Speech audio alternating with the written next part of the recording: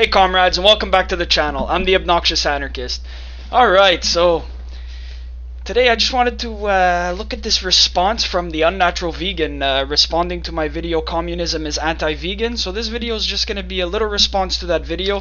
Now, I wasn't even going to respond to it because honestly she spent like 2 minutes on my video. She didn't pay attention to the things I was saying, and she kind of just like latched on to something where I obviously misspoke and went from there. So I felt like this was pretty disingenuous. It wasn't a fair representation of what I was saying. A lot of the arguments that I made weren't being addressed at all. And I also wanted to say that this wasn't meant to be a deep dive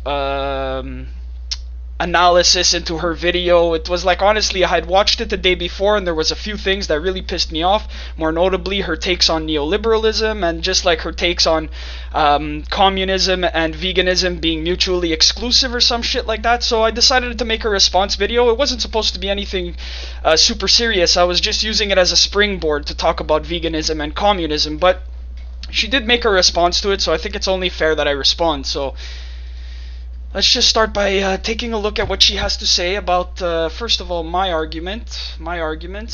Let's see what she has to say. And finally, the obnoxious anarchist. So, you know, at least he warned us. She sets up the argument saying that, oh, socialism is against exploitation and veganism is against exploitation, therefore veganism and socialism is the exact same thing. That they're the same thing? That doesn't follow? Yeah, so here she's absolutely correct.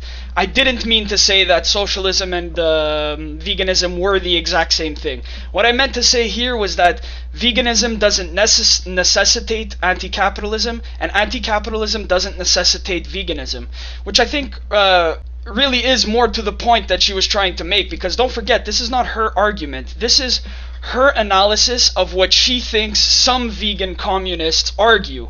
So we can go back to her original video here and look at the actual argument that I was arguing against. So even though I misspoke here, like it's not a far cry to kind of see what I was saying and stuff like that. So let's just continue on with that being said.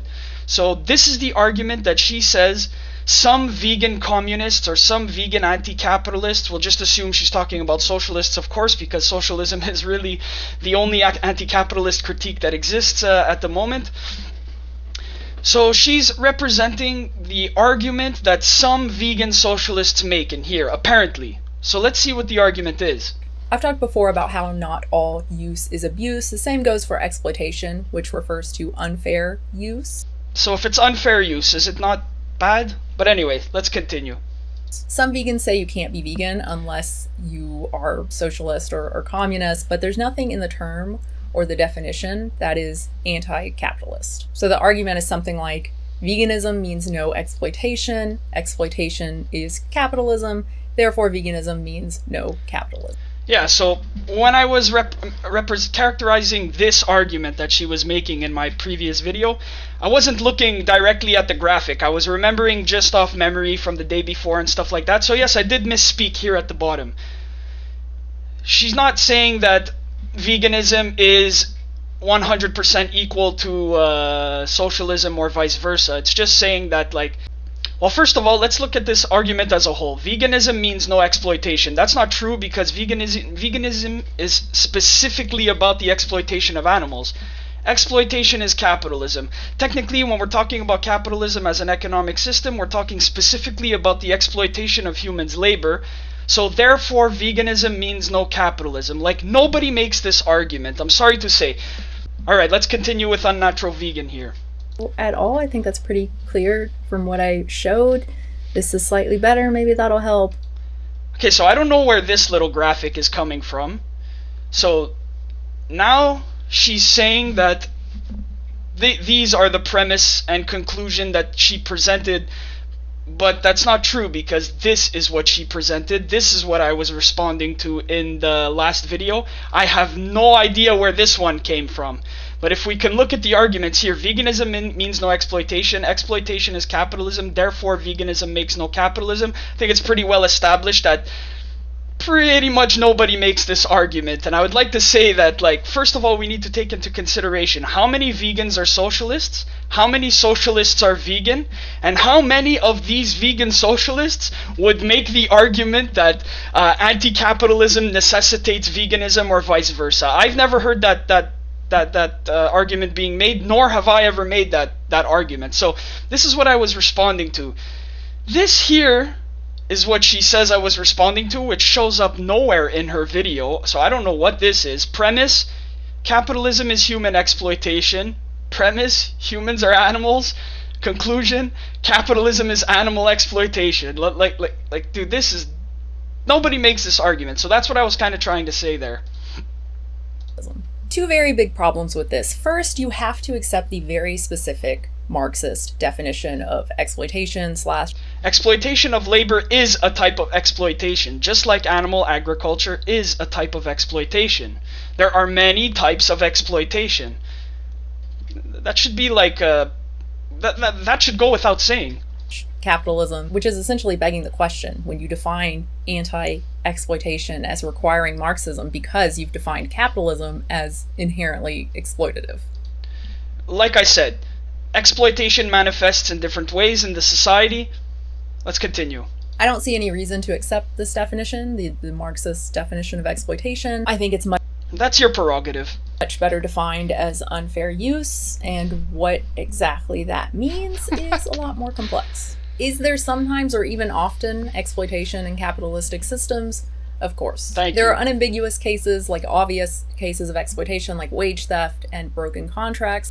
So it's not just wage theft and broken contracts that's exploitative under capitalism, it's the fact that your employer is stealing the surplus value of your labor. I think that's really the whole point. So, like, it's very hard to engage with Unnatural Vegan because it seems like she doesn't have, like, a solid understanding of, like, what exploitation under capitalism is or what the exploitation of labor is. But yeah, strike one. Now, I'm not going to engage with that argument because nobody makes that argument. Strike number two, So this warrants a strike two, apparently. I misspoke the first time. That's a fair strike one. But then I said, yeah, so nobody is making this argument. So even that I misspoke, here that I clarify myself, nobody makes this argument. Before about how not all use is abuse. The same goes for exploitation, which refers to unfair use. Some vegans say you can't be vegan unless you are socialist or communist, but there's nothing in the term or the definition that... So yeah, essentially she's strawmanning the vegan-socialist approach based off of what seems to be a small number of maybe her commenters giving her this argument. But no, that's not an argument that we generally make.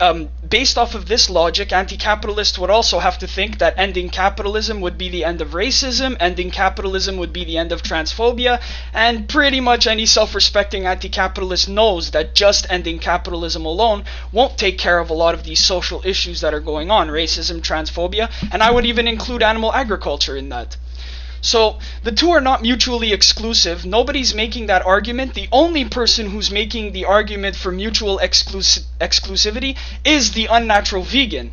And I mean, she says it herself, right? I do think that anti-capitalist sentiment is inherently anti-vegan. A couple months ago. So here we go. Like, you're the only one making a mutually exclusive argument between, like, saying that anti-capitalism is necessarily anti-vegan, and then you complain that vegan socialists are making communism and veganism mutually exclusive, how that's not true because the definition of veganism is different from the definition of socialism. So, like, you're completely contradicting yourself here. So I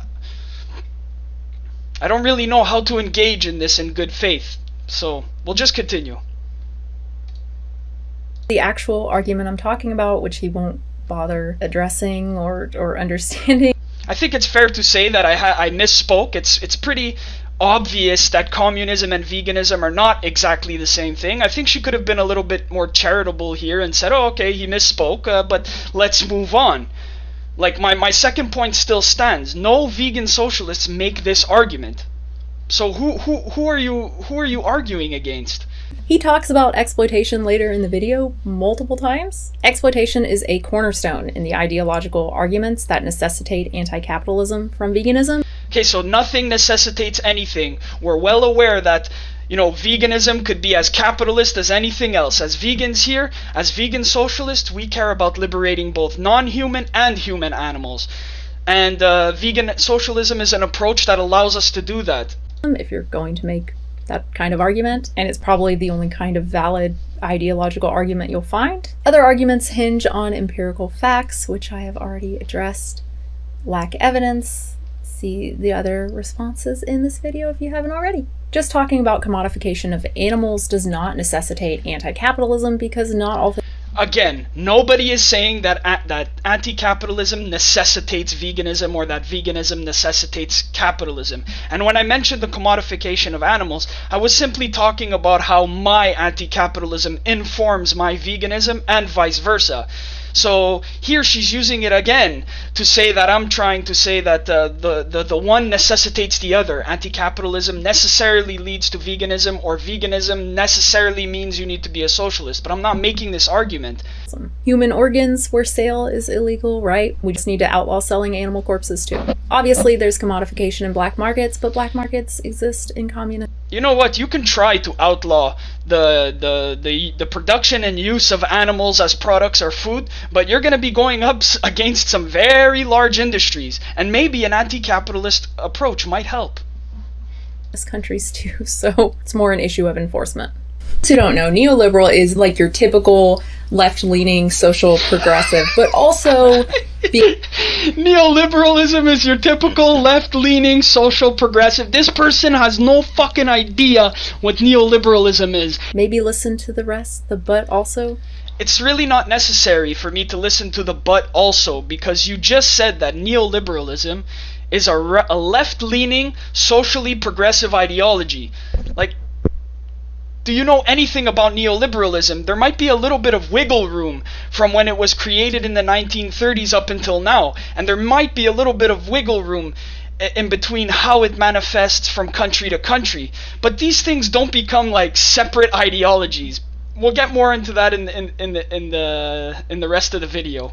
There was clearly more to the sentence, but also being generally pro-free market with few restrictions on a lot of industries like housing, but also very pro-welfare state, as libertarians would say. Neoliberals only want a welfare state in that it mitigates the chaos of the free markets. So, yes, of course, as neoliberalism started, it was basically about laissez-faire capitalism, free markets, this and that, but the chaos of the free market manifests, and over time, neoliberals start to see that, okay, we need some kind of a system to mitigate this a little bit, but it certainly doesn't take care of the problems that capitalism create in the first place. That's why we think that neoliberalism is a bunk ideology. It doesn't work. It's been used for decades now, and still we have the problems of poverty, still we have all the problems, all the social problems that exist under capitalism, of course. A substantial safety net, often even supporting public options like healthcare, for instance. Not all neoliberals do. Of course, there's going to be disagreement when the private options aren't serving the public. Strike 3. It's amazing that he has the Wikipedia article open, like about how neoliberal means different things depending on who is defining it. But then Alright, so like depending on who is defining it, as I said before, when it changes from country to country or from decade to decade, there is a little bit of wiggle room over there, but they don't become like necessarily distinct ideologies that are separate from one another. They're still from the same tradition, just like you look at communism and anarchism. These are things that are still from the same tradition. They may have little differences and stuff like that, but generally they share an end goal. Then proceeds to come up with a very rigid absolutist definition. I get it. Well, I didn't really come up with a definition or anything. I kind of just looked at the Wikipedia page quickly, but we can go back to that Wikipedia page if you'd like. So, yeah, I mean, you can read through this page. It'll explain to you how neoliberalism is just a revival of classical liberalism, a lot of the laissez-faire capitalism. It'll explain how the key figures like Margaret Thatcher or Ronald Reagan, Milton Friedman, all these kinds of things. So they could do that. Yes, of course, in the article it does say that it could mean different things to different people, but that doesn't necessarily mean it means different things to every single fucking person, or that the ideology changes so much that it becomes like undistinguishable from other things. So right now what we can do is we could scroll down and we could just look at its current usage. I think that's fair to do. Here we could look at its current usage.